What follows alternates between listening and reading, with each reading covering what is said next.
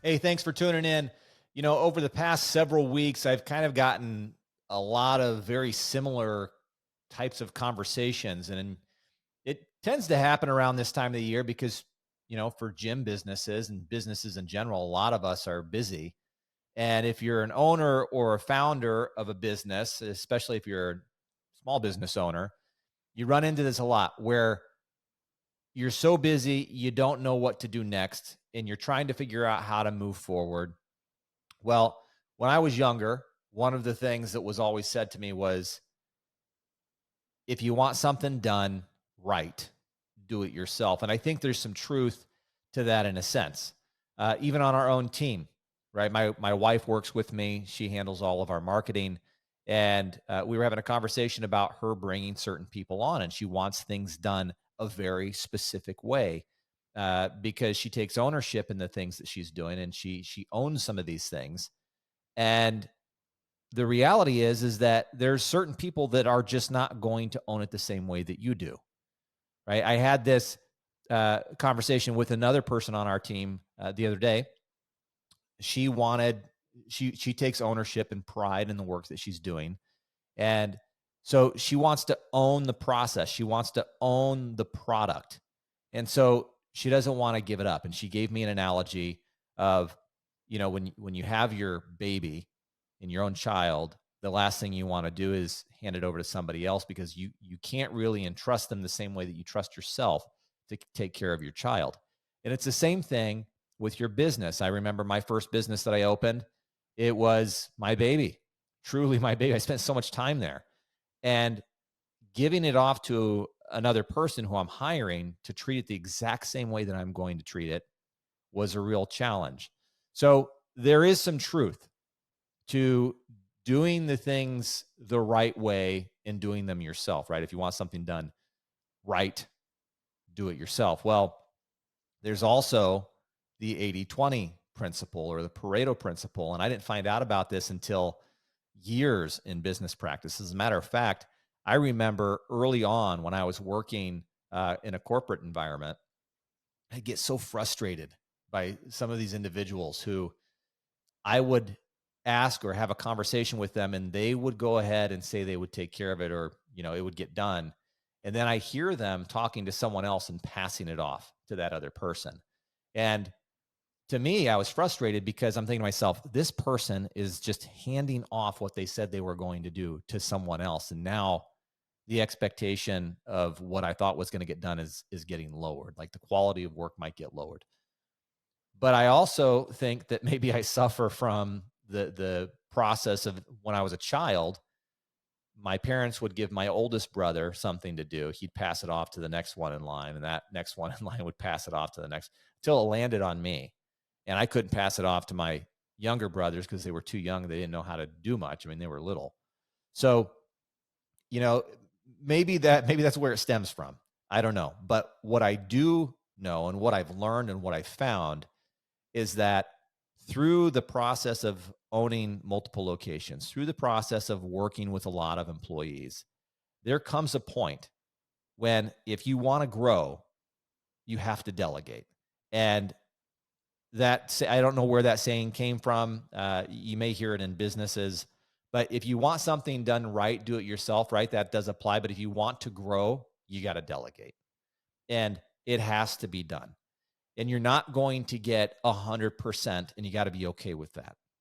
Okay. So uh, I'll give you an example and kind of a situation that I was in. I remember starting my personal training business, and I took so much ownership of it that I didn't want anyone else training those clients. I didn't want anyone else sitting down, walking through the process. I really thought to myself, I was the best person for them to go through training. And years later, looking back on it, hindsight 2020, you kind of look at this and you go, there's a lot of people out there that are great trainers. So maybe I wasn't the best trainer for that person, for that particular individual. But I wanted to own the entire process from start to finish. I wanted to see that person get results. And then I myself, much like probably you, if you're in the service industry, you kind of get attached to the clients that you're working with. And when you're attached to the clients you're working with, I mean, they're bringing you stuff for holidays, they're bringing you treats, bringing you birthday cards. And you feel like you can't abandon them, right? You feel like if you were to have somebody else work with them, you abandoned them, and they don't they're not going to like that. So what I found, okay, over the years was that I had to let go of that part of me. I had to let go of the idea of the fact that I have to do all of this on my own, because it's only limiting me to the 24 hours a day that I actually have available. And my tipping point was, I remember I had all these clients and I was working with them and I was doing all these things. We're trying to grow our business. And I was on a flight, and I decided, because this flight was an international flight, it's a long flight, I'm going to read this book that someone told me about. It was the 80/20 principle. And as I'm reading this book, my eyes start to open up a little bit. Okay. It's the book is 80/20 principle by Richard Koch. And, it really changed the way that I looked at my business. It changed the way that really I started looking at everything, and it was hard to unsee or unlearn. And you start, even just recently, this past December, I was going through our numbers for BizOps, for our business, and I'm seeing that 20% of our customers, the top 20% of our customers, are giving us 80% of our revenue. And it's probably the same way in your business if you really start digging into the numbers. I also realized back then, so I have this MPR, member to personal training revenue ratio, that I use.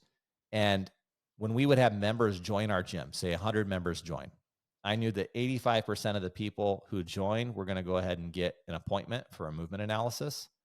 Of that 85%, 65% were going to show. Of the 65% that showed, depending on who was closing, okay, it was anywhere from 40 to 45%. So if you work those numbers backwards, you're going to come up with 22 to 25%. Now, it's not the 80/20, but it's pretty darn close, right? So you're at like 78/22, or you're at 75/25. So you start to see these numbers, you start to see these patterns. And the reality is if you want duplication, and I say this in the sense that I also remember as a child that I thought it would be so cool if I could have a twin or a triplet, right? Or many of me, because I just thought that was neat, right? I can't remember the movie. Multiplicity, I think, was the name of the movie, and I can't remember the actor, but he was able to multiply himself and then go do all these other things, right? He could now spend more family time, and he could go play baseball, and he could go have fun, and then he could have someone else go to work for him. And so all these multiples of himself are doing these jobs and tasks throughout the day, and he's having a blast because he's having so much get done in one day. He's now multiplying his 24 hours into 240 hours because there's 10 of them. You can do the same thing in your work, and it doesn't have to be overly complex. And it doesn't have to be this idea of, well, if I hire someone else, that's money out of my pocket. If that's how you're looking at it, you will be stuck. You will always be exactly where you're at, and you will never move forward from where you're at today. Okay. It's the same process that you go through with your clients. When you sit down with your clients to work with them, to coach with them, okay, to train them, to help them see the results, a lot of the times you're doing the same thing. You're sitting there, you're working through a plan, and if they don't do anything, they're going to be in the same spot they were last year or the year before, right? So this is the same scenario even for us as business owners. We have to take a step back and look and go, all right, where am I at? And what things am I okay delegating? What things are on my list that I can go ahead and hand off to somebody else that's going to be maybe 80% as good as I could do it? Okay, so if you look at it that way and you go, all right, I'm going to be okay with this one thing being 80% as good as I could do it. And some of you might be saying, well, yeah, if you go do that, number one, you're paying somebody. And number two, if you're paying that person, there's a lot of times that you could go do that one thing, and that one thing that's going to take them maybe 15 minutes, you could do it in 2 minutes, right? Instead of training them, because it's going to take you more time to train them on that one thing than it is for you to do it. Okay, well, then you have to just kind of like have an internal thought process on whether or not that thing that they're doing has a huge impact on the business. If it has a huge impact on the business, yeah, sure, you need to do it yourself. But if it doesn't have that big of an impact on the business and it's something that they'll refine that skill set over time, let them learn the process, let them be good at 80%. And over time, they'll refine it and improve it. And you now gain time for yourself to work on the bigger projects, to work on the bigger things, the things that actually are going to move the business in the right direction so you can multiply yourself, you can multiply your time. Right? So I'll give you an example when this hit me, right? So I'm traveling, I'm reading this book, it's starting to make sense to me. And when I got back, the individuals that I had hired, I started promoting people. And then I had, I don't know, it was like 3 or 4 area managers. And I said, hey, listen, instead of going through this process where I'm coming to all of these training meetings, right, with new staff, and I take them through the process of how they would go through an MA process, how they would go through the sales process, how they would go through and sell, what they would talk about. And it was, some of these meetings, things would become robotic, and so you have to break them of those habits. But I remember I sat down, I said, these 4 people, they were very proficient in the same thing that I was doing. Like they could do it just as good as me. In some cases, they could do it better than me. So I said, why don't the 4 of you just over the course of this next week, instead of going out to the gyms, sit down and I just want you to write out the plan, the same plan that we use to train and hire staff. Okay, so let's not really make it an SOP because I didn't like calling it an operations procedure, like a standard operating procedure for everyone is too corporate for me. So we just put together kind of a roadmap, right? A training manual. And then they started adding questions to it. So that way, as new hires were coming in, right, they did it better than I would have done it. As new hires were coming in, then they would have them go through this training manual. They would give it to them to review. Then they would take them through a couple of days of actually training them on it. Then they would take them through a test. And then after a week or two, everyone that they onboarded, they knew everything they needed to know. And I didn't have to do that task anymore. And now it was bound, right? It's something that we had and we could use over and over and over. So now all of that information that I had in my brain that I was holding on to because I was the only one who knew how to do it, I had taught it to a few other people. Those few other people improved upon it. Then those few other people created a manual for it. Then those few other people now had a manual. The manual was there. All of it was on paper. All of it was digital, right? Because we took some of it and we created digital items from it. And now we had people who we would hire and we would just have them go to a site online, take tests, do review sessions, and it became a lot simpler. It freed me up to go focus on other things, which at the time for my position was actually go find more locations, more gyms that I could work with. And then how else can we expand this model? So I say this to you because even when I did this process, my first thought was not the cost that I'm going to burden.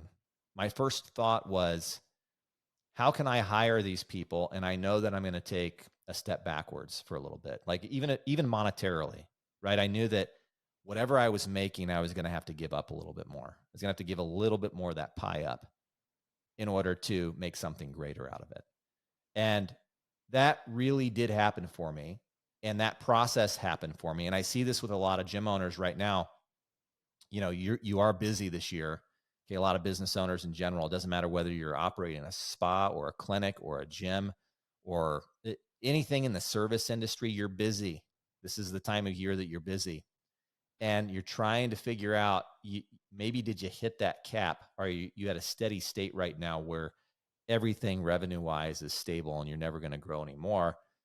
Well, if you want to grow, you have to bring more people on and you have to support that team. You have to support that growth. Focus on the items. If you haven't heard it from me, you've probably heard it somewhere else. Focus on the items that are going to help you grow your business, right? What are the big items? What are the big things in your business that are going to take you from where you're at now and multiply it? Okay. And in order to multiply it, you got to multiply your time, which means you got to delegate. So I hope that's helped. Find the things that are low-hanging fruits, items that you can hand off to somebody else and they'll do it 80% as good as you. And when you get the chance, go take a look at Richard Koch's book, 80-20 Principle. Excellent book. Perry Marshall also has something similar out there. It's 80-20. I think it's sales and marketing book. Take a read, look at it. And if you had similar situation like this, or maybe you yourself have been through a similar scenario and you're like, you know what? Yeah, I did do that. I started delegating, my time freed up. Or how do I delegate? How do I find more time in my day? Go ahead and put some stuff in the chat. Reach out to me, mbenso@bizops.com, or you can hit me up on Instagram. And I'd be more than happy to just hear what you got to say or give you some feedback, or maybe you got something else that adds value to the other listeners that are listening to this. And more importantly, if you haven't done it so already, go ahead and smash that subscribe button, like and share it. And that's all I got for you today. I hope today was helpful. And if not, listen to the next episode, because I'm sure you're going to find something valuable in here. See you guys on the flip side. Thanks for listening.